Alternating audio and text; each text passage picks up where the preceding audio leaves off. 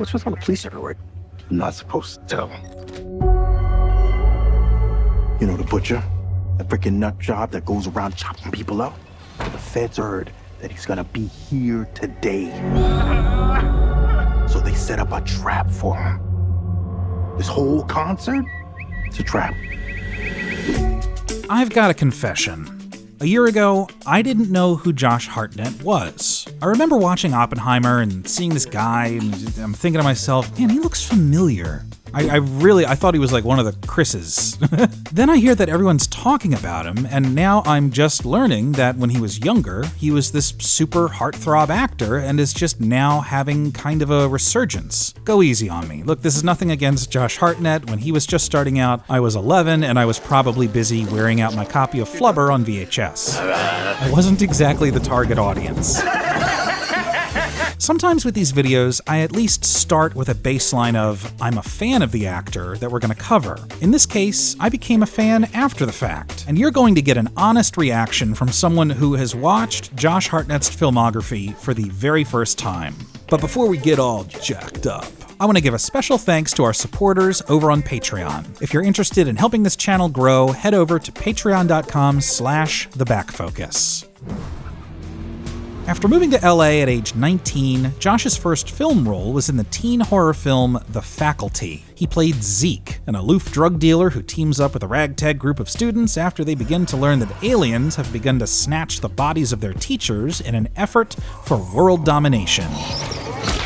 And yeah, that's Jon Stewart getting stabbed in the eye by Josh Hartnett. Man, it's amazing. Late 90s were wild. What made Josh good in this role is that he didn't care. Literally. I mean, that's what he said director Robert Rodriguez liked about his audition. Robert Rodriguez basically hired me for no reason, because I came into the audition unprepared, and I didn't even know really what acting was at that point in any way, shape, or form. I didn't think of it as a career. And he told me later that it was because I didn't care that much that he really liked me for the role. He was like, "You're just too cool. You weren't pandering. You weren't trying to get the part." And I was like, that's because I didn't even really think I was an actor or care to be an actor at that point. He was fine with it.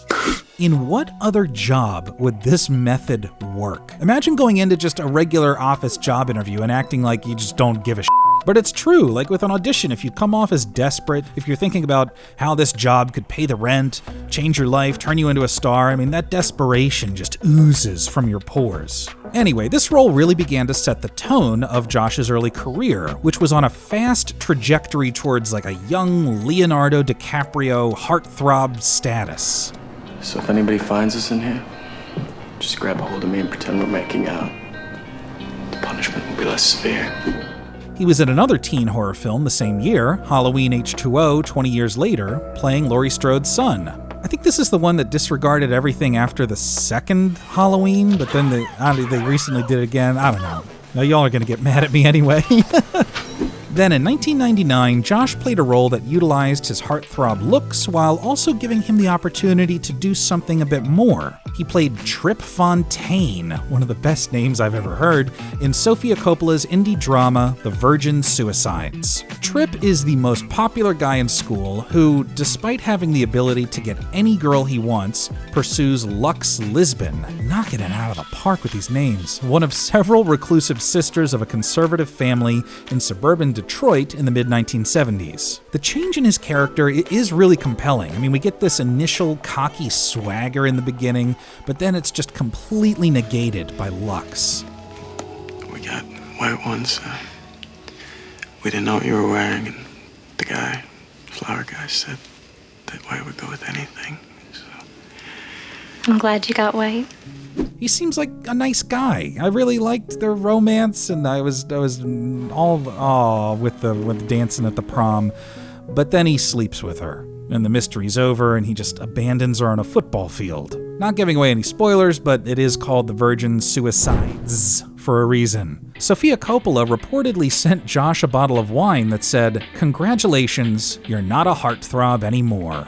Well, I don't know why she said that, because Christ, have you seen him? Did she even watch her own movie? I'm chubbed up just writing this thing. Because after this, horny Hartnett season went into overdrive thanks to his roles in Here on Earth, Blow Dry, Oh, and the star-studded yet ill-fated Pearl Harbor. I mean, he did look cool in it with the planes and the little flappy hat and the golden sexy tan and the dying. Sorry, spoilers. Josh's character dies trying to save Ben Affleck, but not before finding out he's going to be a dad, and then asks Ben Affleck to raise his unborn child. And then he dies, and there's a funeral. Anyway, look, and then the same year he starred in Black Hawk Down. You got another hunky, manly guy here. And I really liked him in this. I mean, there's plenty of that charm and charisma, and he was perfectly believable as Staff Sergeant Matt Eversman, who provides support and rescues the men behind enemy lines after, the Black Hawk.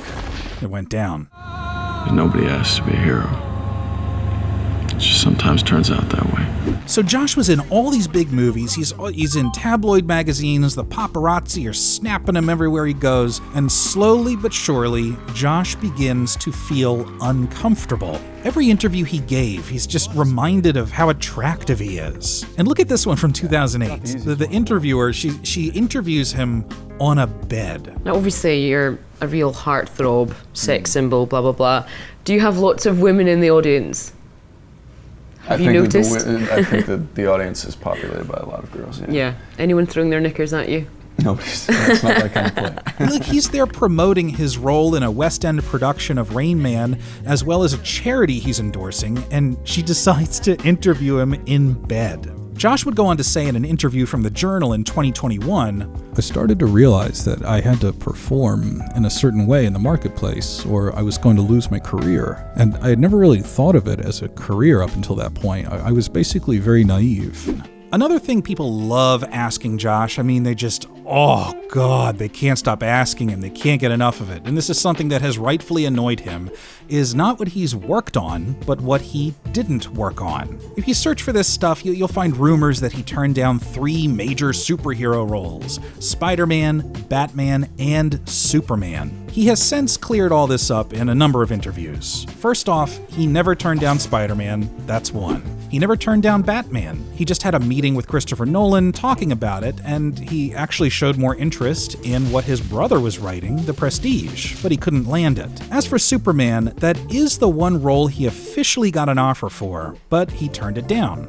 He even got as far as a costume fitting. So anyway, I say all that to say that Josh began to make these conscious decisions to step away from this crazy Hollywood lifestyle, a decision which people thought he was crazy for doing. And so, starting around 2002, Josh pursued projects that he was interested in.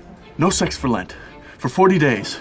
If I can do that, then everything will be okay. Even when he did this goofy sex comedy, 40 Days and 40 Nights, about a horny dude who gives up sex for Lent, there was some thought behind the decision. The reaction I got from the movie at the time was a lot of people asked me, why are you doing a comedy right now? Why a comedy about Lent and about giving up sex? And it was just because I had read that script before I'd done Pearl Harbor and Black Hawk Down, and I thought it was really funny. It struck me as like the most absurd thing I'd read in a long time. And I don't know if you know, but it was like a whole genre of sex comedy back then, you know? There was just all these people making, ridiculous movies.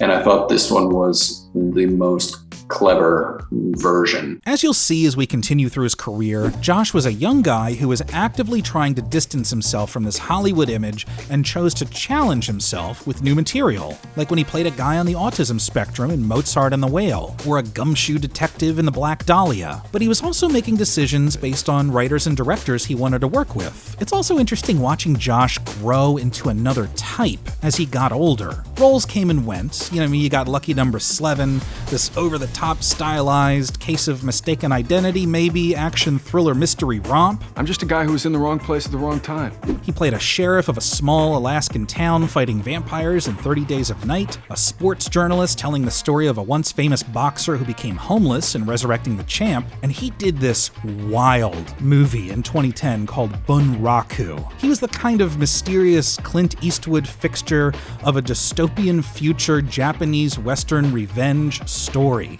It takes place in this time when guns have been outlawed and everyone just fisticuffs each other for dominance. Look, I'm not here to tell you it's a good movie. Like, you make your own judgment, but he got to be a badass martial arts cowboy. There's even this one sequence where it's all just one shot of him kicking ass like he's in a video game. It feels like that hallway scene in Old Boy. And he found time to just have fun in a couple episodes of Drunk History, especially this one where he played Clark Gable. He's like, I am so famous. I have these eyebrows and this mustache. They're crazy. And going back to Josh growing up, I mean, I don't know, when do you start seeing a guy in his 20s look like a guy in his 30s? 50 years ago, it was pretty obvious. Roy Kinnear, who played Veruca Salt's father in Willy Wonka and the Chocolate Factory, was 37 at the time. 37, that's my age. What the fuck? For Josh, I don't know, it's subjective, but I think I saw him as more of a mature guy when he played Ethan Chandler, a traveling American actor with a mysterious past who gets drawn into the dark, supernatural underbelly of Victorian London in the Showtime series Penny Dreadful. I'm not the man you knew. There's blood on my teeth. And in my soul, I think. He's pretty much our everyman who we follow into this bizarre world, peppered with significant literary characters like Victor Frankenstein and Dorian Gray's in there, and Ethan's own alter ego is loosely related to horror lore, as it's revealed that he is, unknowingly, a werewolf. Josh's motivation to return to television was, again, a decision with a lot of thought put into it that hinged on the creative team involved with the show. It wasn't necessarily the genre that attracted me. It was because John Logan, who's written everything from Skyfall to The Aviator to Gladiator, decided he was gonna write this show, and Sam Mendes produced it, who's directed American Beauty, Skyfall again, and this great director named J.A. Bayona, who's really coming up, was directing the first few episodes. And so I thought these are amazing collaborators to work with. And if you're going to do TV, you want to work with people who are going to be consistently giving you good material. Now that Josh was a bit older, he was getting some more interesting roles as he continued to choose his own projects. And by the way, if he hadn't been doing this, he may have never met his wife, actress Tamsin Egerton, when he worked with her on this epic Cloud Atlas-esque film called The Lovers. It was around this time when he seemed to get even more selective with his roles, especially after moving to London with his wife and having children, estimating in a 2023 interview for The Independent that he spends around 90% of his time with his family. But that still left room for some gems. I loved him in this film Oh Lucy, in which he played an affable teacher with kind of eccentric methods when teaching English in Japan. Open your mouth a little bit more. Let out more sound. Hi. Hi. Hi. Hi. Hi. My name. Hi. Hi. Hi. There we go. One of his students falls in love with him, travels to America to find him, but when he's off duty, he's kind of a mess. I have money. You're crazy. I have money. Listen to me. You're crazy. I love you. You're crazy. I love you. I don't love you. I don't love you. I don't want to give too much away, but this was a great standout performance of his that I enjoyed in a movie that I really enjoyed. Just check it out. I also liked how he made fun of his own persona in Die Hard, when he played himself as a former student of an action star teacher with unusual methods. I'm so glad you're here, man. This is going to change your life. I mean, when Ron finished with me, I shot Pearl Harbor, Black Hawk Down, Hollywood Homicide. Should have probably left the last one out. The whole thing turns out to be this ruse to make Kevin Hart an action star, and everybody who quote-unquote died comes out like, hey, it was a big joke like that Michael Douglas movie. Except for Josh, who apparently actually died when his car was shot by a rocket launcher.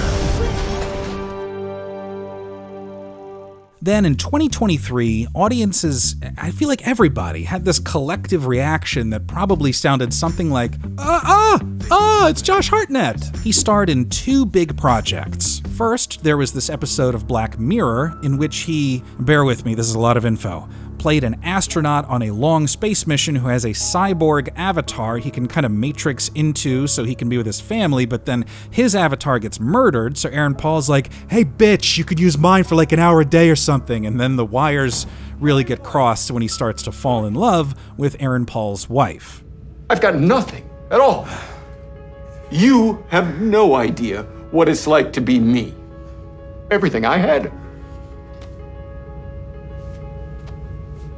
gone. Just destroyed. And this role kind of started this collection of Hartnett performances that had themes of duality.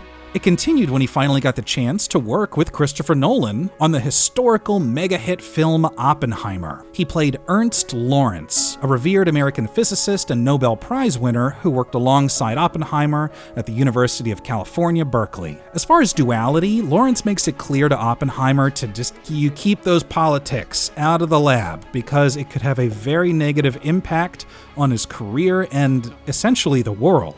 Do I really care what I do? Because you're not just self-important, you're actually important. And he even popped up in an episode of the critically acclaimed series The Bear as Richie's ex-wife's new fiancé, Frank. At first, with new fiancés, you kind of expect him to be kind of the stereotypical jerk moving in on the family. But he actually turns out to be a normal guy trying to cautiously navigate the awkwardness of their new situation. I should have given you a heads up before I asked Tiff to marry me. I'm not her father. No. But, man, I should have talked to you.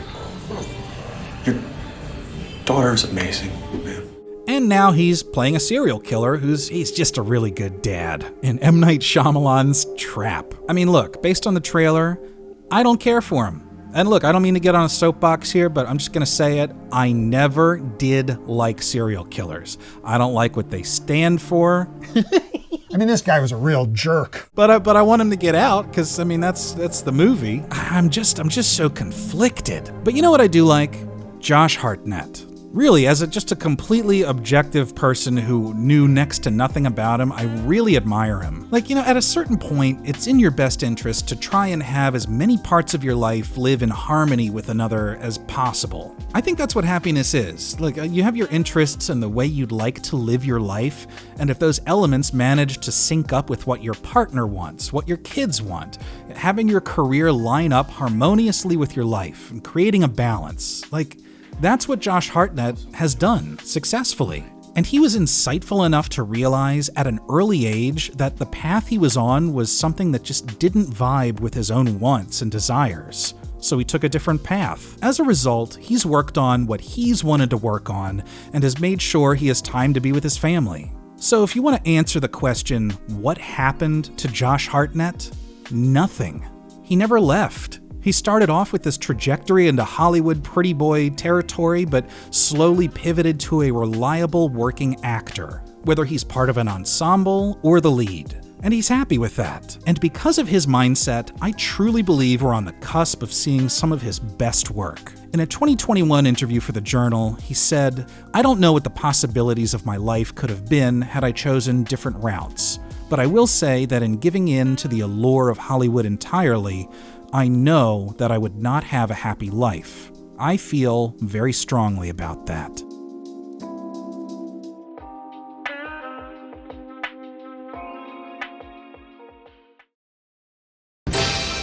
Coming soon to own on video cassette.